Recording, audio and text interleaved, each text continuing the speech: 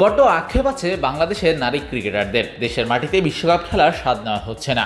আগেই বাংলাদেশ থেকে সরিয়ে নেওয়া হয়েছিল বিশ্বকাপ, এবার প্রকাশিত হয়েছে সূচিও। আয়োজক বাংলাদেশ হলেও রাজনৈতিক অস্থিরতার কারণে মেয়েদের টি-20 বিশ্বকাপের ভেন্যুতে এসেছে পরিবর্তন। ঢাকা সিলেট এখন হয়েছে দুবাই শারজাহ। সোমবার রাতে মেয়েদের টি-20 বিশ্বকাপের ফিকচার ঘোষণা করেছে আইসিসি। বাংলাদেশে স্কটল্যান্ড ম্যাচ দিয়ে শুরু হবে টি-20 বিশ্বকাপ। ম্যাচটা মাঠে গড়াবে আগামী 3 অক্টোবর। শারজায় ম্যাচটা শুরু হবে বাংলাদেশ সময় বিকেল 4টায়। বাংলাদেশের পরের ম্যাচ একদিন বিরতি দিয়েই 5 অক্টোবর ইংলিশদের বিপক্ষে ম্যাচটাও শারজাতেই, সেটাও বিকেল 4টাতেই।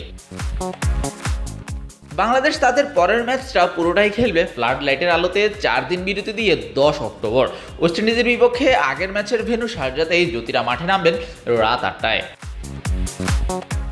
গ্রুপ পর্বে বাংলাদেশ একটা মাত্র ম্যাচ খেলবে দুবাইতে, সেটা সাউথ আফ্রিকার বিপক্ষে।